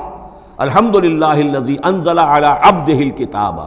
اور یہاں پر اب یہ تیسری صورت ہے تبارک الذی نزل الفرقان علی عبدہ لیکون للعالمین نذیرا، تاکہ ہو جائیں تمام جہان والوں کے لیے خبردار۔ اس قرآن کے ذریعے سے محمد الرسول اللہ کی رسالت ہے جو تا قیام قیامت جاری رہے گی۔ جس کو بھی قرآن پہنچ گیا، حضور کا انذار پہنچ گیا، وہ آیت یاد کر لیجئے سورہ انعام میں آئی تھی، قل اوحی الی ھذا القرآن لانذرکم بہ ومن بلغ، جس کو بھی قرآن پہنچ جائے، اب آگے پہنچانا امت کا کام ہے۔ الذی لہ ملک السماوات والارض، وہ کہ جس کے لیے ہے بادشاہی آسمانوں اور زمین کی، ولم یتخذ ولدا، یہ بہت یعنی مشابہ ہے سورہ بنی اسرائیل کی آخری آیت سے، اس نے کسی کو اپنی اولاد نہیں بنایا، ولم یکن لہ شریک فی الملک، اور نہ ہی اس کا کوئی ساجی ہے حکومت میں، حکومت کے اختیارات میں، حاکمیت میں، وخلق کل شیء، اور اسی نے ہر شے کو پیدا کیا، وہ خالق ہے تنہا، باقی سب مخلوق ہیں، فقدرہ تقدیرا، اور ہر شے کی پھر اس نے ایک اندازہ مقرر کر دیا ہے، ہر شے کے لیے ایک اندازہ ہے۔ واتخذوا من دونہ آلہۃ، اور انہوں نے اختیار کر لیے ہیں اس کے سوا ایسے آلہہ، ایسے ایسے دیوی اور دیوتا لا یخلقون شیئا وہم یخلقون، جو کسی بھی شے کی تخلیق نہیں کرتے بلکہ وہ تو خود مخلوق ہیں، ولا یملکون لانفسہم ضرا ولا نفعا، اور نہ انہیں اختیار خود اپنے بارے میں کسی برائی کا یا بھلائی کا ہے، نہ کسی اچھائی کا اور نہ کسی برائی کا، ولا یملکون موتا ولا حیاتا ولا نشورا، نہ انہیں اختیار ہے موت کا، نہ اختیار ہے جینے کا، نہ اختیار ہے جی اٹھنے کا۔ وقال الذین کفروا ان ھذا الا افک افتراہ، اور کہا ان کافروں نے، یا یہ کافر کہتے ہیں کہ یہ کچھ نہیں ہے، یہ قرآن جو ہے یہ گھڑ لیا ہے اس کو اس محمد نے صلی اللہ علیہ وسلم، ان ھذا نہیں ہے یہ الا افک افتراہ ہو، بلکہ ایک افک ہے، گھڑی ہوئی شے ہے جس کو کہ گھڑ لیا ہے اس نے، وعانہ علیہ قوم آخرون، اور اس میں مدد کی ہے اس کی کچھ اور لوگوں نے۔ یعنی محمد کو یہ ساری معلومات تو نہیں ہو سکتی تھی، لیکن یہ کہ کچھ اور لوگ ہیں، کوئی نہ کوئی اس نے بنا رکھا ہے، کوئی پینل ہے کہ جو ان کو یہ ساری مدد دے رہا ہے اس تصنیف کے اندر، اس کتاب کی۔ قومن آخرون فقط جاؤ ظلما و زورا، تو انہوں نے بڑی ہی ظلم پر اور بڑی جھوٹ کے اوپر کمر کس لی ہے، انہوں نے اتنی ایسی بڑی باتیں جو کہی ہیں، یہ گویا کہ بہت بڑا جھوٹ ہے اور بہت بڑا افتراء ہے۔ وقالوا اساطیر الاولین، اور وہ کہتے ہیں کیا ہے یہ پرانے قصے ہیں، پرانی باتیں ہیں، اکتتبھا، یہ انہوں نے لکھوا لیے ہیں کسی اور سے، اکتتبھا، کتبہ یکتب لکھنا، اکتتاب باب افتعال ہوگا، کسی سے کچھ لکھوا لینا، اکتتبھا، انہوں نے لکھوا لی ہیں چیزیں، فہی تملی علیہ بکرۃ واصیلا، اور یہ ان کو پھر ڈکٹیٹ کرائی جاتی ہیں، املا کرائی جاتی ہیں صبح شام، صبح شام کوئی آتا ہے، کوئی شخص ان کو بتاتا ہے، وہ پھر یہ یاد کر لیتے ہیں، اور صبح شام جو کچھ آتا ہے اس کو پھر آ کے ہمیں سناتے ہیں، دھونس جماتے ہیں کہ وہی آئی ہے۔ قل انزلہ الذی یعلم السر فی السماوات والارض، کہہ دیجئے اسے نازل کیا ہے اس ہستی نے جو جانتا ہے ہر چھپی ہوئی شے کو آسمانوں کی اور زمین کی، انہ کان غفورا رحیما، یقیناً وہ بخشنے والا اور رحیم ہے۔ وقالوا ما لہذا الرسول، اور وہ کہتے ہیں یہ کیسا رسول ہے، کیا ہوا اس رسول کو، کہتا ہے کہ میں رسول ہوں، یاکل الطعام، لیکن کھانا کھاتا ہے، ویمشی فی الاسواق، اور بازاروں میں چلتا پھرتا ہے۔ کہیں کوئی چیز آپ خریدتے بھی ہوں گے اپنے گھر کے معاملات کے اندر، یا اس سے پہلے تو آپ کاروبار بھی کیا کرتے تھے، یہ بازاروں میں ہماری طرح چلتا پھرتا ہے، کھانا اس کو کھانے کی حاجت ہوتی ہے، یہ کیسے رسول ہو گیا؟ لولا انزل الیہ ملک، کیوں نہیں کوئی بھیجا گیا ان کی طرف کوئی فرشتہ ہوتا، اڑتا ہوا پروں کے ساتھ وہ نیچے آتا ان کے پاس اور وہ کہتا یہ اللہ کے رسول ہیں، فیکون معہ ظہیرا نذیرا، اور وہ ان کے ساتھ ہوتا، آگے آگے چلتا ان کے، ہٹو بچو جیسے چلتے ہیں یہ اللہ کے رسول آ رہے ہیں، اور وہ خبردار کرتا ہے لوگوں کو ان کے ساتھ مل کر۔ اور یلقی الیہ کنز، یہ وہی باتیں جو سورہ بنی اسرائیل میں آ چکی ہیں، یا ان کو دے دیا گیا ہوتا، ان پر ڈال دیا گیا ہوتا، آسمان سے گر پڑتا ان پر ایک خزانہ، او تکون لک جنت یاکل منہا، یا پھر ان کے لیے ایک باغ بنا دیا جاتا ہے یہاں اس مکے کی سرزمین میں، وادی غیر ذی زرع میں، جس سے یہ بفراغت کھاتے اطمینان سے، ان میں سے میوے ان کو ملتے۔ وقال الظالمون ان تتبعون الا رجلا مسحورا، اور کہا ان ظالموں نے کہ تم لوگ نہیں پیروی کر رہے ہو، نہیں ان کی باتوں پر دھیان دے رہے ہو، کہ جو ہیں صرف ایک سحر زدہ شخص ہے، ان پر تو کچھ جادو ہو گیا ہے، یا کوئی آسیب ان پر آ گیا ہے، تاکہ ان کو یہ نظر آتا ہے کہ کوئی آیا ہے فرشتہ، حقیقت میں کوئی نہیں ہوتا، یہ سحر زدہ شخص ہے۔ انظر کیف ضربوا لک الامثال، اے نبی دیکھیے یہ کیسی مثالیں آپ کے لیے بیان کر رہے ہیں، فضلوا، تو وہ بھٹک گئے ہیں، گمراہ ہو گئے ہیں، فلا یستطیعون سبیلا، اور اب ان کے لیے ممکن نہیں ہے کہ یہ سیدھے راستے پر آئیں، اس لیے کہ اب یہ اس پر اڑ جائیں گے، ضد کریں گے۔ یہ میں آپ کو بتا چکا ہوں، یہ جو دو گروپ اب آ رہے ہیں جو ہم پڑھ رہے ہیں، جن میں سے یہ پہلا گروپ ہے جس کی پہلی صورت ہے، یہ درمیانی 4 سالوں کی صورتیں ہیں، 12 برس ہیں مکی دور کے۔ پہلے 4 سال کی صورتیں بالعموم وہ ہیں جو سورہ قاف سے آگے ہیں، 2 گروپ ہیں وہ آخر میں، منزل 1 ہے، سورہ قاف سے آگے منزل 1 ہے، گروپ 2 ہیں مکی مدنی صورتوں کے، وہ ہیں جو ابتدائی 4 سال کے ہیں۔ یہ 2 ہیں کہ جو درمیانی 4 سالوں کے، جو ہم پڑھ چکے ہیں 16 صورتیں، 2 انعام و اعراف اور 14 سورہ یونس سے لے کر مومنون تک، یہ ہے آخری 4 سالوں کی، تو یہ درمیانی 4 سال ہیں۔ تبارک الذی ان شاء جعل لک خیرا من ذلک، بڑی بابرکت ہے وہ ہستی ہے نبی، اگر وہ چاہے تو جو چیزیں یہ کہہ رہے ہیں اس سے کہیں زیادہ بہتر چیزیں آپ کے لیے ابھی فراہم کر دی جائیں۔ یہ تو بڑا زور لگا کر کچھ چیزیں کہہ رہے ہیں، ہم ان سے کہیں زیادہ بہتر چیزیں آنے واحد میں آپ کے لیے پیدا کر سکتے ہیں۔ تبارک الذی ان شاء جعل لک خیرا من ذلک جنات تجری من تحتها الانہار، ایسے باغات، ایک باغ نہیں، باغات کے سلسلے پیدا کر دیں جن کے نیچے نہریں بہتی ہوں گی، ویجعل لک قصورا، اور آپ کے لیے ایک نہیں کئی قصر، کئی محل ہم تعمیر فرما دیں۔ لیکن یہ کہ بل کذبوا بالساعہ، اصل میں یہ انکاری ہے آخرت کے، یہ انکاری ہے قیامت کے، یہ انکاری ہے بعث بعد الموت کے۔ وَأَعْتَدْنَا لِمَنْ كَذَّبَ بِالسَّاعَةِ سَعِيرًا، اور جنہوں نے قیامت کا انکار کیا ہے، بعث بعد الموت کا انکار کیا، ان کے لیے ہم نے ایک جہنم کا، آگ کا عذاب تیار کر رکھا ہے۔ اذا رأتهم من مکان بعید، جب وہ جہنم دیکھے گی ان کو کہ یہ میرے شکار آ رہے ہیں، اب یہ آ رہے ہیں کہ جن کو میرے اندر جھونکا جائے گا، دور سے وہ دیکھے گی کہ آ رہے ہیں، سمعوا لها تغیظا وزفیرا، تو وہ سنیں گے اس کی آواز کہ جیسے بھوکا شیر داڑ رہا ہو، جھنجھلائے گی اور چلائے گی کہ جلد از جلد انہیں میرے اندر جھونک دیا جائے۔ وَإِذَا أُلْقُوا مِنْهَا مَكَانًا ضَيِّقًا، اور جب وہ پھینک دیے جائیں گے اس میں ایک بڑے تنگ مکان میں، تنگ جگہ میں، مقرنین، اور وہ زنجیروں میں جکڑے ہوئے ہوں گے، دعوا هُنَالِكَ ثُبُورًا، اس وقت پھر وہ موت کی دعا کریں گے، ہائے موت آ جائے کسی طرح، ہم نسیہ منسیہ کر دیے جائیں، ہمارا یہ زندگی کا سلسلہ جو ہے شعور ختم ہو جائے۔ لَا تَدْعُوا الْيَوْمَ ثُبُورًا وَاحِدًا، تب کہا جائے گا اب آج ایک موت نہ مانگو، وَادْعُوا ثُبُورًا كَثِيرًا، بہت سی موتیں مانگو۔ اب موت آئے گی نہیں، مانگتے رہو موت، لیکن یہ ہے کہ اب تمہاری یہ زندگی جو ہے تاکہ تمہیں یہ جلن مسلسل رہے، یہ عذاب جو ہے اس کی تخفیف میں، اس کے اندر کوئی شدت میں تخفیف نہ ہو، لہذا موت آ کے تمہیں چھٹکارا نہیں دلائے گی۔ قل اذالک خیر ام جنت الخلد التی وعد المتقون، کہیے کہ کیا یہ انجام بہتر ہے یا وہ باغ، وہ جنت، رہنے کی جنت جو جس کا وعدہ کیا گیا ہے متقی بندوں سے، کانت لہم جزاء و مسیرا، اور وہ ان کے لیے ہوگی بدلہ اور ان کے لوٹ جانے کی جگہ۔ لہم فیہا ما یشاؤون خالدین، ان لوگوں کے لیے وہاں ہر وہ شے ہوگی جو وہ چاہیں گے اور اس میں رہیں گے ہمیشہ ہمیشہ۔ کان علی ربک وعدا مسئولا، اور یہ تو وعدہ ہے تیرے رب کا جس کے لیے وہ ذمہ دار ہے۔ اب یاد کیجئے وہ دعا جو سورہ آل عمران کے آخر میں آئی تھی، ربنا وآتنا ما وعدتنا علی رسلک ولا تخزنا یوم القیامہ، پروردگار جو تو نے وعدے اپنے رسولوں کے ذریعے سے ہم سے کیے تھے ان کو پورا فرما۔ اللہ تعالیٰ اپنے وعدوں سے پھرے گا نہیں، اللہ تعالیٰ ان وعدوں کو پورا کرے گا، اور وہ اس کو سمجھتا ہے کہ یہ میری ذمہ داری ہے کہ میں اپنے وعدے پورے کروں۔ وَيَوْمَ يَحْشُرُهُمْ، اور جس دن کہ وہ ان سب کو جمع کرے گا، وَمَا يَعْبُدُونَ مِن دُونِ اللَّهِ، اور جن کو یہ پوجتے تھے اللہ کے سوا، فَيَقُولُ أَأَنْتُمْ أَضْلَلْتُمْ عِبَادِي هَؤُلَاءِ، وہ جمع کر لیں گے ان فرشتوں کو بھی جن کو نام کے اوپر بت بنا لیے گئے، یا اولیاء اللہ کی ارواح آ جائیں گی، یا انبیاء ہوں گے، حضرت عیسیٰ ہوں گے، یا اور بھی جس کو بھی جس کے ساتھ یہ گستاخی اور ظلم کیا گیا ہو، اللہ ان سب کو جمع کرے گا اور پوچھے گا أَأَنْتُمْ أَضْلَلْتُمْ عِبَادِي هَؤُلَاءِ، کیا آپ لوگوں نے میرے ان بندوں کو گمراہ کیا تھا؟ ام ہم ضلوا السبیل، یا وہ خود ہی گمراہ ہو گئے تھے، سیدھے راستے سے بھٹک گئے تھے۔ قالوا سبحانک ما کان ینبغی لنا ان نتخذ من دونک من اولیاء، وہ کہیں گے اللہ تو پاک ہے اس سے،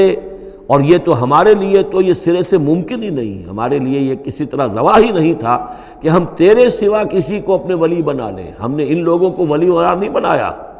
ولیکن متعتہم وآباءہم، یعنی یہ کہ جیسے ولایت باہمی ہے، اللہ اہل ایمان کا ولی اور مومن اللہ کے ولی، اللہ ولی الذین آمنوا یخرجہم من الظلمات الی النور، اور اللہ الا ان اولیاء اللہ لا خوف علیہم ولا هم یحزنون، تو یہی رشتہ ہونا چاہیے تھا ان معبودوں کے ساتھ اگر وہ برحق ہوتے،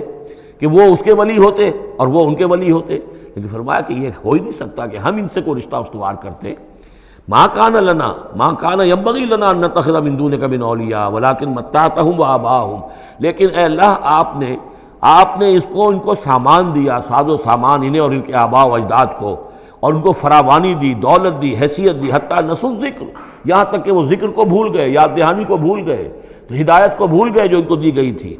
وَكَانُوا قَوْمًا بُورًا، اور یقیناً یہ بڑے تباہ ہونے والے لوگ تھے۔ فقط کذبوکم، اب اللہ کہے گا ان لوگوں سے دیکھو بھائی تمہارے جو معبود جن کو تم سمجھتے تھے انہوں نے تو تمہیں جھٹلا دیا، بما تقولون جو تم کہہ رہے ہو تمہاری بات انہوں نے رد کر دی، فلا تستطيعون صرفا ولا نصرا، تو اب نہ تم لوٹا سکتے ہو اس بات کو اور نہ ہی کوئی مدد ہو سکتی ہے، ومن یظلم منکم نذقه عذابا کبیرا، اور جو کوئی بھی تم میں سے اب گناہگار ہے اب تو اسے بہت بڑا عذاب مل کر رہے گا۔ وما ارسلنا قبلک من المرسلین الا انہم لا یاکلون الطعام، اور اے نبی یہ آپ پہ اعتراض کر رہے ہیں کہ یہ کیسے نبی ہیں کھانا کھاتے ہیں، ہم نے نہیں بھیجا آپ سے پہلے مرسلین کو رسولوں کو الا انہم لا یاکلون الطعام، مگر یہ کہ وہ کھانا کھاتے تھے، وہ یمشون فی الاسواق، وہ بھی بازاروں میں چلتے پھرتے تھے، وجعلنا بعضک لبعض فتنہ، ہم نے ایک کو بعض لوگوں کو بعض کے لیے فتنہ بنا دیا ہے، آزما رہے ہیں، اتصبرون، تو اے مسلمانوں اب تم ثابت قدم رہو، صبر کرو، وکان ربک بصیرا، اور یقیناً آپ کا پروردگار دیکھ رہا ہے۔ بارک اللہ لی ولکم فی القرآن العظیم